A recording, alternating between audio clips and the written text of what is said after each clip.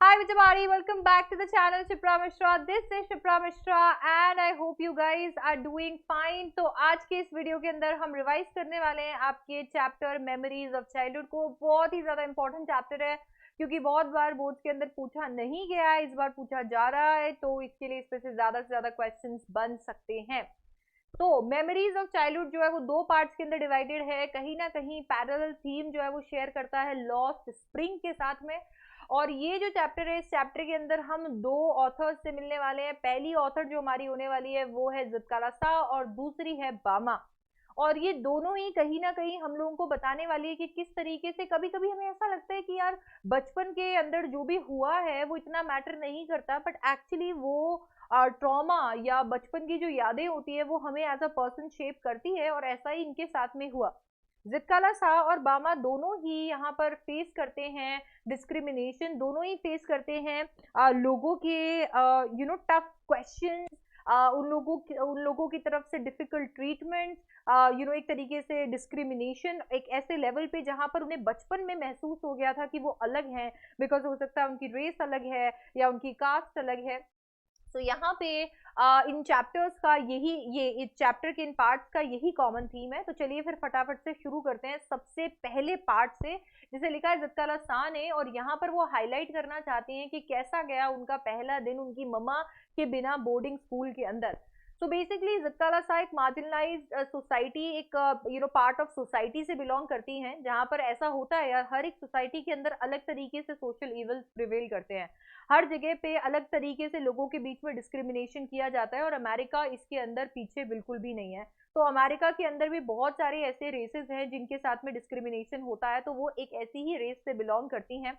और इसीलिए कहीं ना कहीं एक स्कूल वहां पर ओपन किया जाता है, जिस स्कूल के अंदर एक स्कूल ऐसा बनाया जाता है जिस स्कूल के अंदर ऐसे बच्चे जो है जो एक डिफरेंट रेस को बिलोंग करते हैं, या मान लीजिए ऐसा माना जाता है कि जो बहुत ही पिछड़े हुए बच्चे हैं उनको यहाँ पर लेकर आया जाता है और इन्हें एकदम नए तौर तरीके सिखाए जाते हैं। अपना कल्चर जो है वो छोड़ने पर मजबूर कर दिया जाता है और एक डोमिनेटिंग कल्चर जो है वो अडॉप्ट करने के लिए बोल दिया जाता है। अब ऐसे में इन बच्चों के अंदर एक बच्ची ज़ित्काला सा भी होती हैं और उनके साथ में उनकी सोसाइटी में से और भी बच्चे आए हुए होते हैं। यहाँ पर हम तीन लड़के भी देखेंगे, साथ ही साथ में जूडविन जो कि उनकी दोस्त है वो भी हम देखने वाले हैं। तो उनका जो पहला दिन होता है यहाँ पर ये इतना कोई खुशनुमा नहीं होता है। वो अपने घर के कंफर्ट से दूर, अपनी मम्मा के आंचल से दूर यहाँ पर आई होती हैं और ये बोर्डिंग स्कूल है तो it's going to be very tough. अब वो जैसे ही उठती हैं तो दिन काफी ज्यादा ठंडा होता है and at the same time सारे के सारे लोग बहुत ही ज्यादा डिफरेंट होते हैं। अब जब वो उठती हैं अपने कंफर्ट से निकलती हैं, उन्हें ऐसा लगता है वो एक ब्लैंकेट के अंदर जाकर ब्रेकफास्ट करना और अपने सॉफ्ट शूज पहनकर आराम से गर्म पाँव के साथ में आराम से खाना। बट देन वो देखती है कि वहां पर सारी चीजें बहुत ज्यादा डिफरेंट है। लोगों ने, लड़कियों ने बहुत अलग तरीके के कपड़े पहन रखे हैं, बहुत ही टाइट शूज पहन रखे हैं और उनके बाल भी काफी छोटे हैं। काफी अलग दिख रही होती है वो लड़कियां। अभी उनसे डेफिनेटली वो सारा कंफर्ट छीन लिया जाता है और क्योंकि यहाँ पर एक बेल बज चुकी है और सारे लोग जो है वो इकट्ठा हो चुके होते हैं अब ब्रेकफास्ट करने के लिए, तो इन्हीं को फॉलो करती है ज़ित्काला सा भी। अब जैसे ही ज़ित्काला सा वहां पर जाती हैं तो उसके बाद में सारे लोग एक क्यू के अंदर खड़े हो जाते हैं। उन्हें देखने को मिलता है कि ऑपोजिट डोर से कुछ लड़के भी आ रहे हैं। उनमें वो तीन लड़के भी हैं जिन्होंने इस बोर्डिंग से भागने की भी कोशिश की थी, क्योंकि यहाँ पर बहुत अच्छे अच्छे बच्चों को बहुत बुरी तरीके से ट्रीट किया जाता था, मतलब बहुत अच्छे से टॉर्चर किया जाता था, मैं ये बोलना चाहती थी। बट देन आई थॉट कि नहीं यार, बट देन या दैट्स द करेक्ट वर्ड, इनको बहुत बहुत टॉर्चर किया जाता था। बच्चे भागना चाहते थे, अपने माँ बाप से नहीं मिलने दिया जाता था। तो तीन लड़के ऐसे थे जो भाग गए थे, बट देन उसके बाद में वो पकड़े गए। इसकी वजह से अभी उन्हें आइसोलेशन के अंदर रखा था, ये उनकी पनिशमेंट थी। तो ज़ित्काला सा उनको भी देखती हैं। अब यहाँ पर ये पूरा का पूरा जो अभी जो बेल्स यहाँ पर बज रही है, ये एक फॉर्मूला के साथ में ईटिंग का प्रोसेस है जो ज़ित्काला सा को बहुत ही एकदम बेकार तरीके से, एकदम ऐसा ना फ्रस्ट्रेट कर देता है कि हो क्या रहा है यार, कितना बेकार प्रोसेस है, खाने के लिए भी यहाँ पर घंटियां बज रही हैं। तो एकदम से जैसे ही नेक्स्ट बेल जो है वो रिंग होती है, तो इतने में सारे के सारे लोग जो है वो अपनी चेयर्स को पुल कर लेते हैं और ज़ित्काला सोचती है कि चलो अभी ये बेल जो है ये इंडिकेशन होगा बैठने का, तो वो बैठ जाती है। बहुत ही एम्बेरस फील कर रही होती है। जैसे ही उठने वाली होती है इतने में दूसरी बेल बजती है जिसमें सारे के सारे बच्चे जो है बैठ जाते हैं। एंड देन इसके बाद में उन्हें सुनाई दे रही होती है, अभी ये भाषा भी उनके लिए इतनी ज्यादा फेमिलियर नहीं है, ये कल्चर भी बहुत ही ज्यादा अनफेमिलियर है। ये सारे लोग जो है अभी यहाँ पर प्रेयर कर रहे होते हैं और ज़ित्काला सा इधर उधर देख रही होती है, कहते हैं कौन बोल रहा है, कहाँ से आवाज आ रही है। तो इधर उधर देख रही होती है। जब सारे बच्चे वहां पर प्रेयर कर रहे होते हैं तो एक औरत वहां पर जो उनका ध्यान रखने के लिए वहां पर मौजूद होती है, वो औरत उन्हें घूरे जा रही होती है, तो जुत्काला साउथ से थोड़ी डरती है, कहती है यार ये ऐसे क्यों घूर रही है मेरे को। बट कोई बात नहीं, इसके बाद में नेक्स्ट बेल के साथ में अभी सब लोगों ने खाना शुरू कर दिया होता है और जुत्काला सा रोने लग जाती है, कहती है यार मेरे तो यही पल्ले नहीं पड़ रहा कि कब खाना है कब नहीं। तो ये सब कुछ यहाँ पर हो रहा होता है। अभी ये जो है ये उनके पूरे दिन का सबसे टफ पार्ट नहीं है, क्योंकि जैसे ही ये खत्म हो जाता है, उनकी दोस्त जुडविन जो कि इंग्लिश के कुछ एक शब्द जानती है, वो सुन के आई होती है कि वो जो पेल फेस वुमन है वो बात कर रही थी कि जित्काला सा और के भी बाल काटे जाएंगे, उनके काफी लंबे बाल होते हैं जिन्हें काट दिया जाएगा। जूडविन बोलती है कि देखो यार हम चाहकर भी अब कुछ नहीं कर सकते, हमें गिव अप करना ही पड़ेगा। जित्काला सा इस चीज के लिए अग्री नहीं करती है, क्योंकि उनका ये मानना है कि उनके कल्चर के अंदर ये जो बाल काटने की प्रथा है इसे बहुत बुरा माना गया है। इनफैक्ट छोटे बाल तो वो लोग रखते हैं जो डरपोक होते हैं, और जो लोग युद्ध हार जाते हैं उनके बालों को काट दिया जाता है। और कोई शोक मना रहे होते हैं तो उस शोक के अंदर बालों को काट दिया जाता है, और वो अपने बाल बिल्कुल भी नहीं कटवाने वाली है। वो रिबेल करेगी जब तक वो कर सकती है। तो इतने में अभी यहाँ पर जूडविन तो गिव अप कर चुकी होती है, और वो फटाफट से सबकी नजरों से छुप के भागती है और देखती है, एक बड़े से रूम में चली जाती है जहां पर बड़े बड़े बेड्स लगे होते हैं और एकदम ऐसे डार्क ग्रीन कलर के कर्टन्स होते हैं, इसके लिए अंदर बिल्कुल भी लाइट नहीं आ रही होती है। सबसे पीछे जाकर एक कोने के अंदर वो बैठ जाती है और वहां पर बैठ के एकदम एकदम छुप जाएगी वहां पे।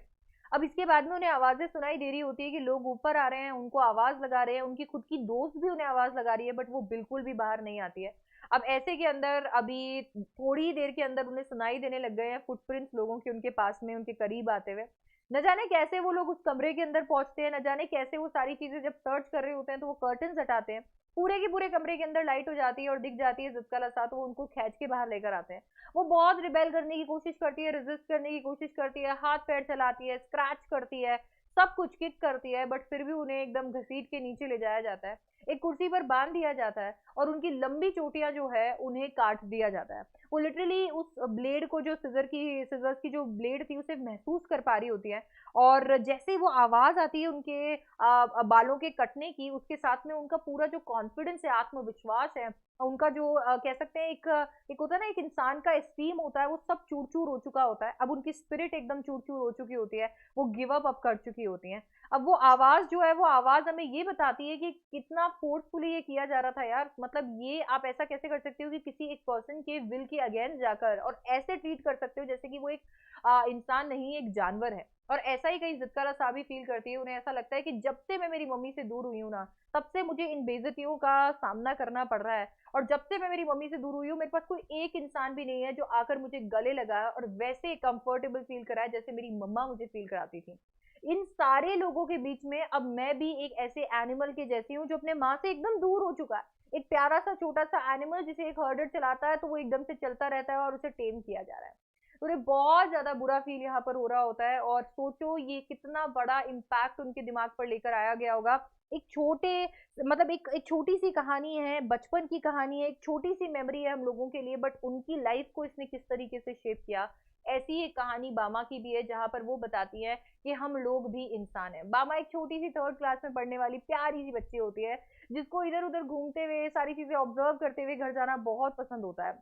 मतलब यूजुअली जब अपने स्कूल से घर जा रही होती है जनरली, और ऑब्वियसली उन्हें जब अपना स्कूल से घर जाने का जो रास्ता होता है, अगर हम देखें तो वो 10 मिनट के अंदर तय हो सकता है, but then usually generally obviously वो क्योंकि इतनी ज्यादा ऑब्जर्वेंट होती है और उन्हें ऐसा लगता है कि नहीं मैं तो एक एक चीज देख कर जाऊंगी, वो उस रास्ते को, स्कूल से घर घर तक के रास्ते को 10 मिनट की बजाय 30 मिनट तो कम से कम लगाकर तय करती है।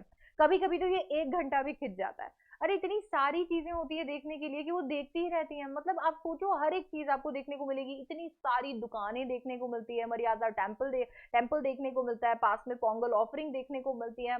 हाँ, वो सारी चीजें यहाँ पर देख रही होती है। आप देखोगे यहाँ पर कॉफी क्लब से लेकर उनको हर एक चीज बहुत ज्यादा फैसिनेटिंग लगती है, चाहे एक इंसान साइकिल कर रहा हो और इतने टाइम से वो साइकिल से नीचे नहीं उतरा और सारे लोग उसे मोटिवेट कर रहे हो, या फिर मंकी डांस कर रहा हो, या फिर सपेरा सांप को नचा रहा हो और टाइम टू टाइम उसे बंद करते जा रहा हो। एक एक चीज इतनी ज्यादा फैसिनेटिंग लगती है, चाहे वो आमंड ट्री से आमंड का गिरना हो। तो ये पूरी स्ट्रीट जो है, उनका जो पूरा रास्ता है वो इन सारी चीजों से भरा होता है, और हर एक चीज वो कहती है कि मुझे रोक लेती है, हर एक चीज मुझे रोक लेती है, मैं आगे ही नहीं बढ़ पाती हूँ। मुझे ऐसा लगता है कि यार नहीं, मैं अभी ये रुक कर देखूंगी।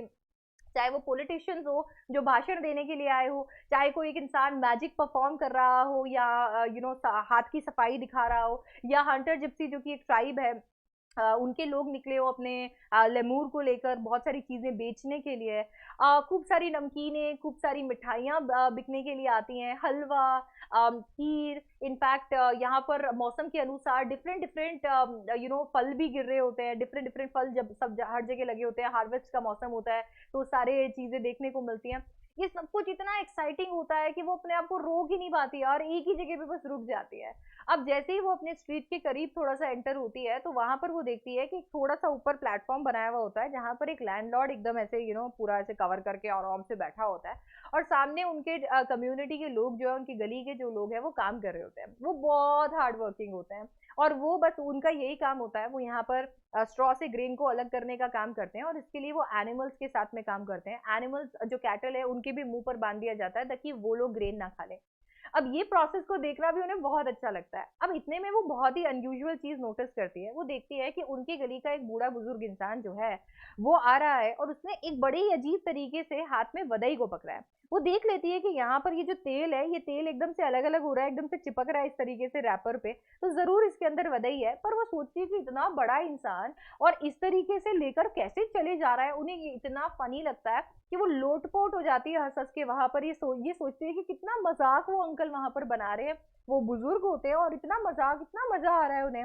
और फिर उसके बाद में वो उसको ले जाकर और लैंडलॉर्ड को दे देते हैं, और लैंडलॉर्ड को देने से पहले वो उसके सामने झुकते हैं और उसके बाद में उनको ऑफर करते हैं। और लैंडलॉर्ड बिना किसी चीज को टच करे बस वदाई को बाहर निकाल लेता है और खाना शुरू कर देता है। ये बातें बहुत ही ज्यादा उन्हें फनी लग रही होती है। उन्हें ऐसा लग रहा होता है, अरे क्या, कैसे काका, कैसे हो, हाँ ये गिर जाती ना वदाई अभी, वो ऐसे सोच रही होती है। इसके बाद वो घर जाती है। अब उनकी अन्ना, उनके भाई जो हैं, वो यहाँ पर आए हुए होते हैं, तो वो एकदम खुश होकर बता रही होती है, आपको पता है अच्छा हुआ आज ना वो अपने यहाँ पर काका नहीं रहते हैं, वो काका पता है कैसे चलकर आ रहे थे और पता है ऐसे उन्होंने पकड़ी हुई थी वदाई। मेरे को तो बहुत हंसी आई। तो अन्ना ने बताया कि ये चीज बिल्कुल भी फनी नहीं है। इनफैक्ट वो ऐसे होल्ड इसके लिए किए हुए थे क्योंकि हम लोग अनटचेबल्स हैं, हम लोअर कास्ट से बिलोंग करते हैं, एंड दैट इज वाई हम लोगों को इन अपर कास्ट के लोगों की सेवा करनी पड़ती है। अगर हम इनके किसी भी ऑब्जेक्ट को टच कर लेते हैं, इनको टच कर लेते हैं, तो ये लोग, इन लोगों का मानना है कि हम पल्यूट कर देते हैं उन्हें। दैट इज वाई वो उसे इस तरीके से टच कर रहा था। अब वो इस बात पे हंसना नहीं चाहती थी। अब वो नहीं हंसना चाहती थी because it wasn't funny anymore. It literally went from the most funny thing, जो एकदम funniest thing जो उन्होंने देखी थी, से most serious thing पे। And now she was so full of anger. वो इतनी ज्यादा गुस्से में आ गई थी ये सोच सोच के कि आपने वदई को पहले बनाना लीफ में, फिर पेपर में, फिर थैली में डाला हुआ है, और उसके बावजूद हमारे हाथ से वो पल्यूट कैसे हो सकती है। आप ये कैसे कह सकते हो कि हमने उसे कंटेमिनेट कर दिया। मतलब ऐसा थोड़ी हो गया कि हमने उसको दूषित कर दिया है यार। उन्हें इतना गुस्सा आ रहा था कि वो चाहती थी कि जाकर खुद वदई को टच कर दे और बस। बामा बहुत छोटी थी अनटचेबिलिटी के कॉन्सेप्ट को समझने के लिए। उन्होंने अनटचेबिलिटी के कॉन्सेप्ट को अभी तक अच्छे से समझा नहीं था। उनके साथ में दुर्व्यवहार जरूर हो रहा था, डिस्क्रिमिनेशन हो रहा था, और वो ये डिस्क्रिमिनेशन को पहचान रही थी कि ठीक है मेरे को डिफरेंट तरीके से ट्रीट जरूर किया जा रहा है, पर उन्हें नहीं पता था कि क्यों। आज उनके सवालों के आंसर उनके भाई ने उन्हें दे दिए थे। उनके भाई ने उन्हें ये भी बताया था कि क्योंकि अभी जैसे वो यूनिवर्सिटी स्टूडेंट है और अभी घर पे हॉलीडे पे आए हुए हैं, तो पास में गांव में जाते हैं लाइब्रेरी में कोई भी किताबें लेने के लिए। तो इरिगेशन टैंक के पास में से गुजर रहे थे, तो लैंडलॉर्ड के दो आदमी में से एक आदमी ने बोला बताना जरा कि तुम्हारा पूरा नाम क्या है। तो उनके भाई ने पूरा नाम बताया। दूसरे इंसान ने पूछा कि जरा बताओ कि तुम कौन सी गली में रहते हो। तो उनके भाई ने पूरा एड्रेस बताया। उनके भाई उन्हें समझाते हैं कि ऐसा इसके लिए था क्योंकि वो जानना चाहते थे कि मैं एक अनटचेबल हूँ क्या, या फिर मैं उन्हीं की कास्ट को बिलोंग करता हूँ। मेरे सरनेम से और मेरे रहने वाली जगह से वो ये चीज पहचान सकते थे, एंड दैट इज वाई उन्होंने मुझसे ये पूछा। ये चीज सुन के बामा को बहुत ज्यादा बुरा लग रहा होता है, और यहीं पर वो ये कॉन्सेप्ट समझाते हैं कि हम जिस कास्ट में पैदा हुए हैं, हमको सिर्फ और सिर्फ इंडिग्निटीज देखने को मिली है। हमसे सारी ही सारी चीजें हमेशा छीन ली जाती है और हमें अब कुछ भी नहीं दिया जाता। हमें अपने काम के लिए कभी भी अप्रिशिएट नहीं किया जाता है। पर अगर तुम चाहती हो कि तुम्हें एक डिग्निफाइड जिंदगी मिले, तुम्हें अपने काम के लिए अप्रिशिएट किया जाए, तो अभी पढ़ना शुरू कर दो। मन लगाकर पढ़ाई करो, खूब हार्ड वर्क करो, क्योंकि अगर तुम पढ़ाई करोगी, अगर तुम सक्सेसफुल होगी अपने जीवन के अंदर, तो ये सारी इंडिग्निटीज पीछे हट जाएंगी और तुम बहुत सारे दोस्त बना पाओगी, लोगों के साथ कनेक्ट कर पाओगी। बामा बस यही चीज का गार्ड बांध लेती है और शुरू हो जाती है पढ़ाई करना। एकदम क्रेजी होकर एकदम पढ़ाई करती है और क्लास में फर्स्ट आती है, जिसकी वजह से उसके ढेर सारे फ्रेंड्स भी बनते हैं। यहाँ पर अनटचेबिलिटी के सोशल ईविल को टच किया गया है कि किस तरीके से एक बच्चे को आपको वो चीज नहीं सिखानी चाहिए। अनटचेबिलिटी जैसे सोशल ईविल का बीज जो है वो बचपन में ही बो दिया जाता है। इस तरीके से यहाँ पर जो एक्सप्लेनेशन अन्ना ने बामा को दिया है, ये अगर वो बीज नहीं है तो और क्या है, और सोसाइटी ये चीज करने पर मजबूर कर देती है। तो सोचोगे किस तरीके से आपको एक मतलब आपको एक बच्चे के साथ में तो कम से कम डिस्क्रिमिनेशन नहीं करना चाहिए, और इस सोसाइटी के अंदर डिस्क्रिमिनेशन और ये जो प्रथाएं हैं, इन प्रथाओं को एकदम से छोड़ देना चाहिए, क्योंकि we too are human beings, हम सब ह्यूमन बींग्स है। हर एक इंसान किसी कास्ट, किसी रेस, किसी जेंडर से बिलोंग करने से पहले वो एक इंसान है, और उसे इंसान की तरह ट्रीट करना चाहिए, ये कहता है इस स्टोरी का पूरा थीम। तो यहाँ पर हमने कंप्लीट कर लिया है। दोनों ही कहीं ना कहीं, एक जगह मार्जिनलाइज सेक्शन के बारे में बात हो रही है, एक जगह अनटचेबिलिटी के बारे में बात हो रही है। दोनों ही डिस्क्रिमिनेशन का शिकार हुई हैं, बचपन में हुई हैं, अपनी मेमोरीज को शेयर करती हैं, कहीं ना कहीं यही मेमोरीज उन्हें शेप करती है। यही थीम रखता है chapter memories of childhood. I hope आपने इस लेक्चर की मदद से मेमोरीज ऑफ चाइल्डहुड को बहुत अच्छे से रिवाइज कर लिया होगा। अगर हाँ, तो चैनल को बिल्कुल सब्सक्राइब करना नहीं भूलना है। वीडियो को लाइक कीजिएगा, अपने फ्रेंड्स के साथ शेयर कीजिएगा, एंड ऑल्सो डिस्क्रिप्शन में आपको मिलने वाले हैं ऑसम नोट्स। तो वहां पर जाइएगा, मेरे टेलीग्राम का हिस्सा बनिए, और वहां पर आपको मैं दे दूंगी नोट्स, जिनसे आप पढ़ सकते हैं और कंप्लीट कर सकते हैं अपने पूरे चैप्टर को इन डिटेल। आपको उसका लिंक साथ ही में कमेंट सेक्शन में मिल जाएगा, तो वो भी चेक करना बिल्कुल मत भूलिएगा। I will see you in the next one. Bye bye, take care, I love you guys.